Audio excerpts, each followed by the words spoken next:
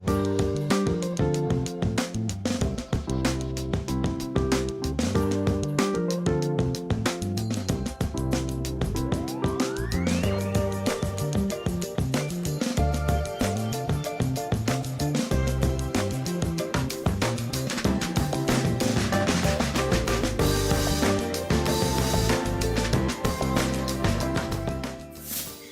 everybody, this is your girl, Millie in the City, host of Beyond Me, the show. And I am so excited today because I have none other, okay, than author David Lloyd Marcus with me today. How are you, sir?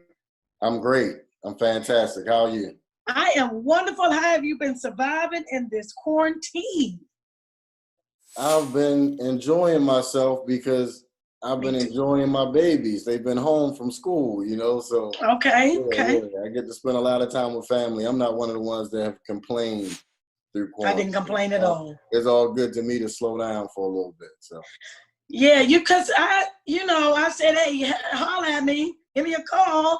And you was like, yeah, I'm going to call you. And it's like 25 days late. No, I'm just kidding. There we go. Because you were working on so many projects. But yes. You, sir, I was scrolling. I follow you on Facebook. And I was scrolling, as I usually do, through Facebook. And I know you've been working on this project because you had been asking relationship questions. I used to do relationships. So I know I have something on the Singles Factory called it's called the Singles Factory on Facebook. I'm not into it as much, but to see you, brother, get into it was nice. Then you wrote a book, okay? And you wrote a book called Relationships. So I can cuss on here, okay?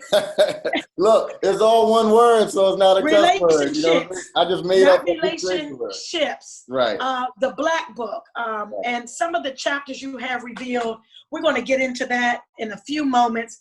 But why on earth did you feel it necessary to write about relationships, period? Well, relationships is just a passion of mine. I always tell people I was always that friend. You have that one friend that you One friend. Well, I'm friends with a lot of people, and so my line was always blowing up with calls because people love my objective opinion. Like, I don't give a biased one. And they love my perspective. I've been through a lot.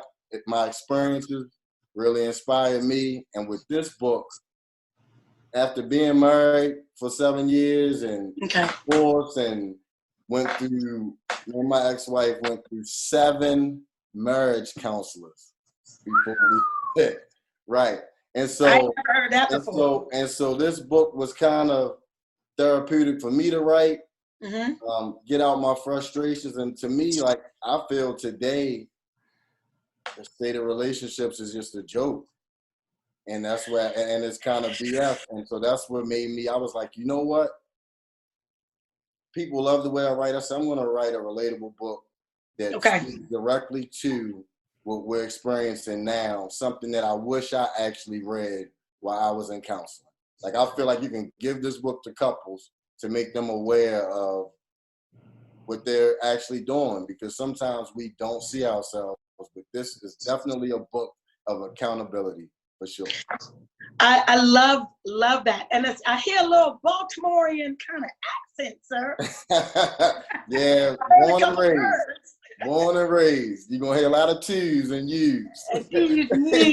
I love that. I love that because I started off with relationships. I started off with speed dating and things of that nature. And I wanted to be a relationship kind of guru and things of that nature. And I'm going to be honest with you, it was a little more difficult than I thought because, it's different. Oh, why you in a relationship? And you blah, blah, blah. I'm like, okay. And then it's just so many intricacies to it. Mm-hmm. And then if you are not honest with yourself, nothing happens. It's called being alone. Yeah. And so through that, I did learn a lot about myself. And I talked to men. I talked to some women, but I felt better talking to men about it. And men were giving me all sorts of advice. Then I had to change myself. So before we get into the chapters of your book, there are a couple of titles behind your name that no one knows about. So you're a producer. Yes. Writer. Director. Yes. And author. Like I said, this is my third book. Actually, my fourth that I penned, but my third person. Yeah. How does it feel? Like, how does it feel? I love it. Like, when I had that moment that I discovered, because I always tell people, I think your gifts, you have your entire life. Right. You just discover what your gift. Right.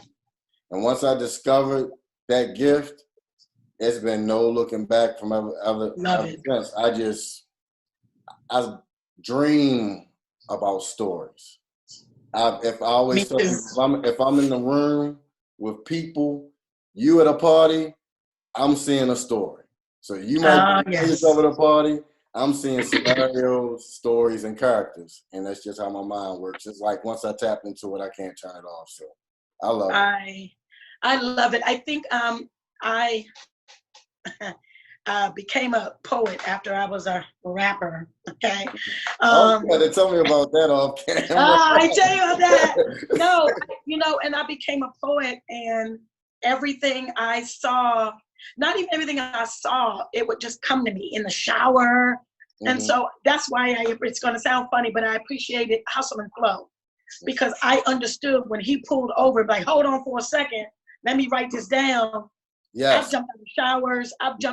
I've written poems in my dreams, which really pisses me off because I completely forgot about it. The next day, I was like, no, So what we're going to do is we are going to talk about your passions.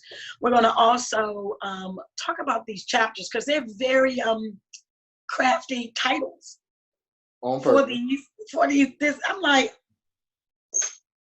And so in these chapters, before we go to break, did you see yourself in all of these chapters and your relationships? The majority. Wow, that's huge. Yeah, of my experiences or what I've seen other people experience. But the majority, like I always tell people, this is my most vulnerable piece of work that I've written. Okay. So I show a lot of myself, and share a lot of, like I said, the good, the bad, and the ugly. Because again, and in the chapters, I've said not in the way of even glorifying anything that I've done, but hopefully somebody can learn from what I've done, because it's consequences to certain behaviors. And I talk about how it made me feel. Yeah. So we're going to take a quick break. Oh, Jesus.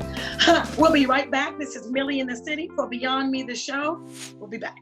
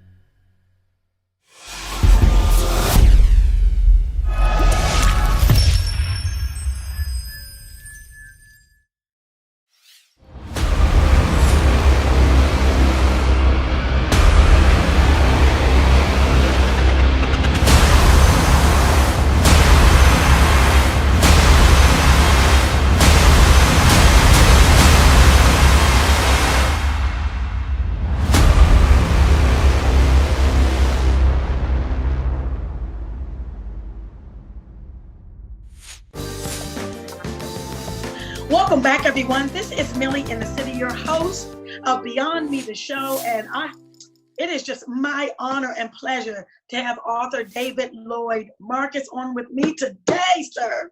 Thank you. Thank you for having me.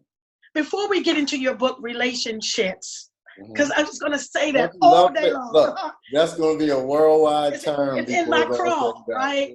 Like, nah, boo, you're not in an entanglement. It's a relationship. Yeah, Okay. that's it. That's it.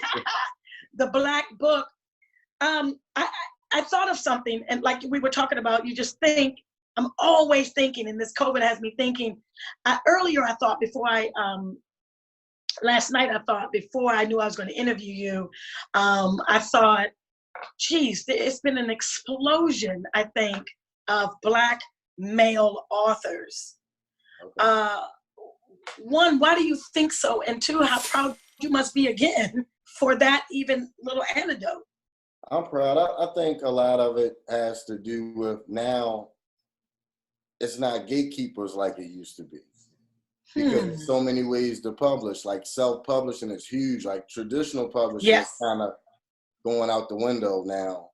And even some of your great stories that you hear about right, was self-published first, like 50 Shades of Grey, all those. And because like I said, we have the outlets now and avenues to produce the same thing with filmmaking.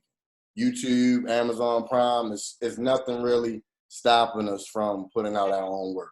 So that's what I believe it is. Excellent. So you did say that you have gone through a lot of this. So this was your most vulnerable piece. How hard, because we know the Black man. I know the Black man. I got sons, got a boyfriend, got brothers. I got Vogel. I don't know if I've seen from my brothers, maybe one of them, my father, well, maybe now, but your boyfriend or whatever, being vulnerable. Mm-hmm. And this took a lot from you to be your most vulnerable. Can you just talk briefly about that? It took a lot. Not just straight up because it was vulnerable, because that's one of the things that I'm told from men and women, that I'm different. It is difficult. And I even talk about that in my first book, when you see men expressing themselves, but I'm not that guy. Okay. I'm very expressive. I talk. I'm sure you probably could tell in conversations that we had. Yes, we've had many. I don't really mind, and I know how to articulate my feelings. Like sometimes people don't really know how to express themselves, even with their feelings. The thing I think that I was kind of walking the line with was, again, still respecting my ex-wife with telling my truth. Okay, that's huge. Yeah, I didn't want to disrespect her, because we're in a good space. I don't want to disrespect her in any way, because just because I'm telling my story, I don't have to drag people that I've been in relationships with down with me telling my stories. It's not that kind of book, no. Right. And to be honest with you, that's admirable, because there's not a lot of respect going on at all. Mm-hmm. On relationship sides. We won't even talk about August Alsina. I digress. You know, I touched on it in the book, though. My God, he made a song about it. Yeah. They made me add a chapter, and I'm gonna just leave it at that. And you got a song about it. Now, I respected Rick Ross's verse. I get it. It probably took him about 15 minutes or less to do it, and I thought he was respectful of it. But now I can't. I loved August Alsina. He done. Yeah, I couldn't get through the song for what you're talking about. When I started listening to it, I'm like, I don't even know. I heard the beginning, and I was like, that was enough. Now let me. Well, I heard it because I just want to hear Rick Ross and what was said, because they said that he talked about Jada, but he didn't. I appreciate his word usage. By saying he was jaded, blah blah. Okay, I get that. But even, and this is, I shouldn't say it, but I'm gonna say it anyway. So even if you had a chance to get it again, just say Will is out. I don't know what they do. Okay. Right. Now you're never ever get it. It's done. Like never. Yeah. Like ever. Ever. Yeah. I agree. All right. So, we'll get back to this book. When does this, the pre-orders and things of that nature, when does that come out? The pre-orders is available for pre-order now. Okay, so, for pre-order right now. Right now on Dr.Ouch.com. Dr. Ouch. Yeah. That's that please say that's not that man's last name. Go on. Dr. Out is my stage name or pen name or whatever you want to call it, because Okay. I say, I inject the truth in all of my work. It's an ouch, yeah. And So it might hurt a little bit. It might. So you have 23 chapters in this book. Yeah. Okay. And I know we don't have like a ton of time. I get that. I want to pick out the stuff. All of it says something to me. Let's just quickly, briefly talk about singleship. Can you define singleship? Singleship, to me, is two sides to singleship. Okay. All right. Because I talk in the book how people don't know how to be single. Okay. And they walk that fine line. There's a lot of people that are single, but holding people accountable or to standards like that in a relationship. Yes, I've done it it. causes a lot of conflict because your relationship is not defined. It's like, if you're single unless you have a title. And then there are also married folk that are married at home but single in the street. Right. So singleship, I speak to both parties in that chapter, about that. Okay. And so then you have so many chapters I loved. Oh my gosh. So are you compatible with your type? And I thought about that. We won't go into it because I had to think of provoke thought. Yeah, go ahead. I had to that's provoking thought, because I wanted to know, because I'm a sign kind of compatibility, if you're my sign and things of that nature. And so for me, the Geminis is out the door. I will never date a Gemini again. I will smother him with a pillow, but I will never date him ever. But you also have to think about what your type is. Mm-hmm. Okay? And what your type is, throw it out the damn window. Mm-hmm. Revisit, come back to the window like, hold up, let me revamp this. For me, that's what happened to me. Because what's my type? Someone that treats me well? Oh, okay. So anyway, what we'll do is we'll take a break. I love where you went with that, though, because you going in the right see direction. how I did that? When you get the book, you'll see, but you're going in the right direction. I'm gonna say that. Yeah. Got it. So what we'll do is we'll take a quick break, and we will try to delve into as many chapters as we can. I know we don't have long. We've got things to do. So we'll be right back. This is Millie in the City for Beyond Me, the show. We'll be right back.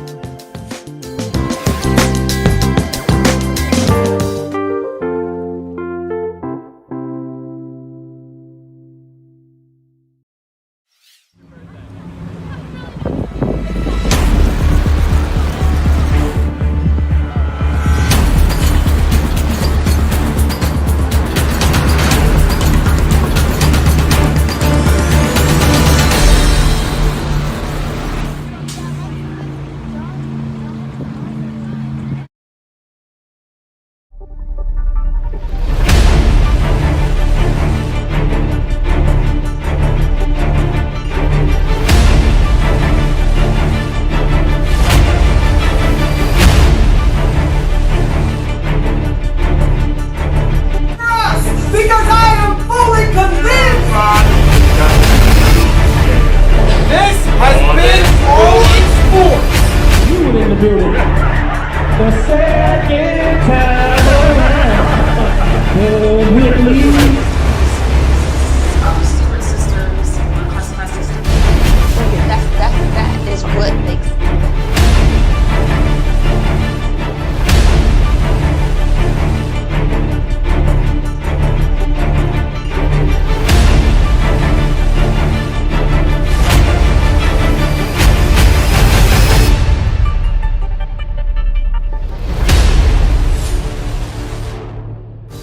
Back to Beyond Me, the show. I am your illustrious host, Millie in the City, and I'm on with author extraordinaire, okay, David Lloyd Marcus. Thank you so much for taking the time to speak with me today.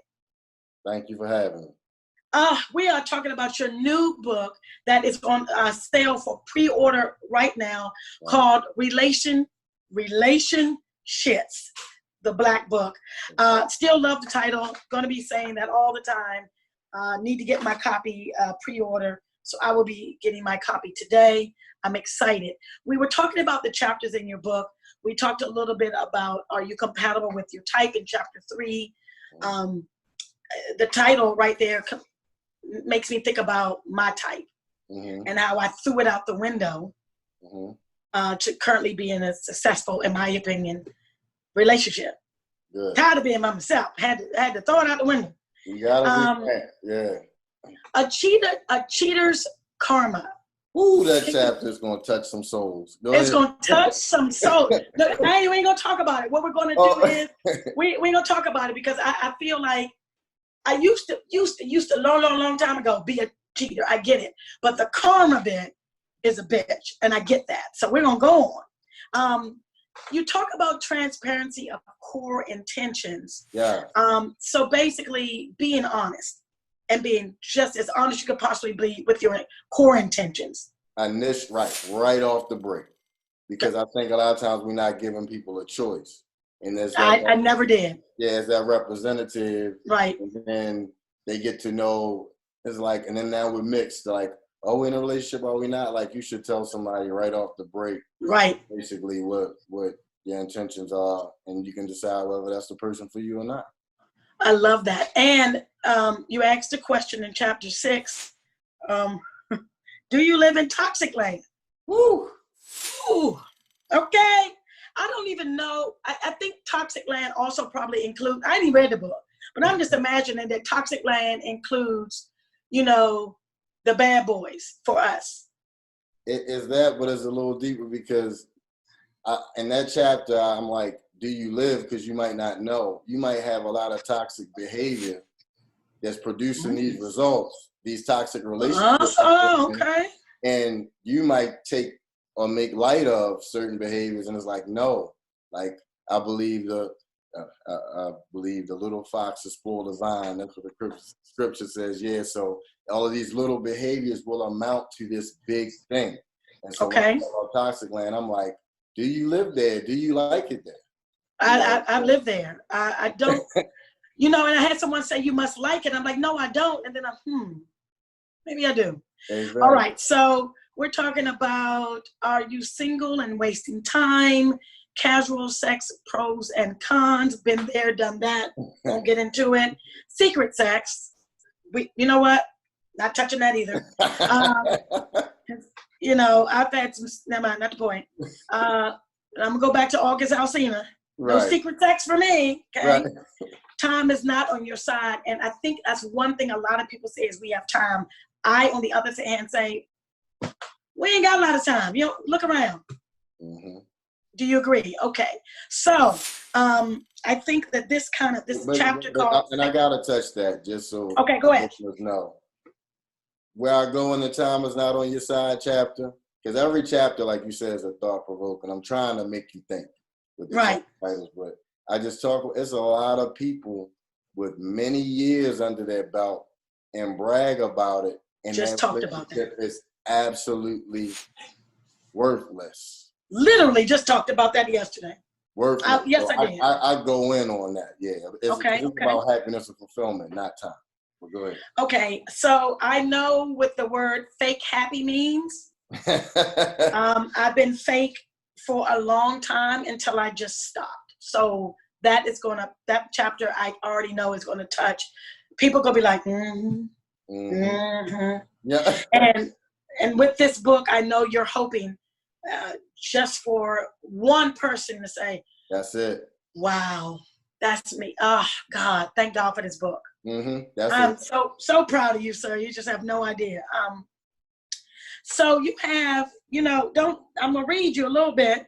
Go ahead. Okay. Chapter 16, because I love chapter 15, baby mother, baby father, blame games. We won't talk about that, but we will talk about women beg for trouble they get into with men. We don't have a lot of time because I know you're busy. We're all busy. Briefly touch on why you would say that about us women's. Because what I do, and that I'm very candid about my last 4 years of being single.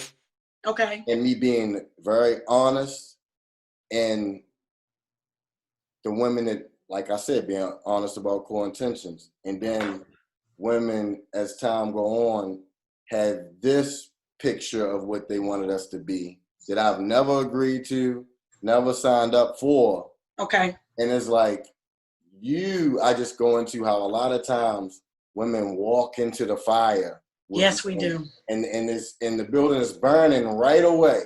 All the signs, but for some reason, I don't know if you think there's some gold in there that you could put that fire out and change it. And they always feel like they want to be, a lot of times, the exception. Like, I know he's saying this. Yeah, I'm going to yes, be the sir. exception. And it's like, no. So that's why I go into the same way. I know that chapter I've got DM'd about so many times already. And I'm like, wait till you read it. You'll see where I'm going with it. Right. I love that. And I take that chapter as to something I've been saying all along. When I take it spiritual, I think that what happens is that God has neon signs. Mm-hmm. And, you be like, you open up the door, like, but God, I love him. And God has this big neon sign, this is the back of my thing, saying, stop. And you go into the door anyway. And God's sitting right there like, don't do it. But sometimes it's even as blatant as the man saying his intentions. Right. And because I've told women, like, I've been in a season, especially this past year and a half, where I just know I don't have time to invest in a woman. And yes. I'm dedicated to my work. And I'll say that up front, say, I appreciate you. Let's just say you meet somebody and I'm like, I appreciate you being interested. I'm flattered. You're attractive. You seem like a catch, but I don't want to waste your time. Right. Okay. How more plain and blatant can it be? I agree, yeah. And then them following me, and because of my honesty, and they still kind of like my mind, they're like, that's different that he was up front. And then next thing you know, I might get a message like, well, maybe we can just go out for some drinks. Maybe we can just, and I'm like, why are you setting yourself up? Why? Right. Okay. Okay. Exception when I'm honest and upfront. So yeah. Right.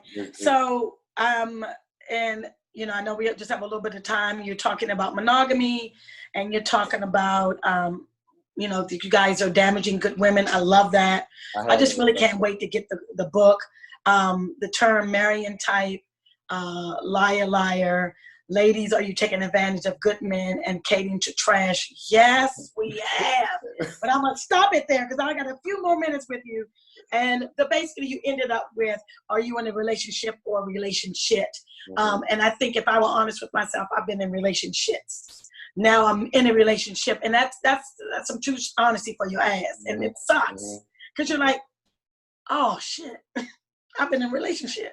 We have to bring you back on because I really wanted to talk about arrogant lovers. And until recently, I did not know what that was. And I'm surprised you said it in this book. And you just look back, you'd be like, huh, so you were an arrogant lover, you son of a, okay, I digress. So I love it. Tell everybody again where they can find this amazing relationship book. They can go to my website. It's dr-ouch.com. Love it. How much is the book?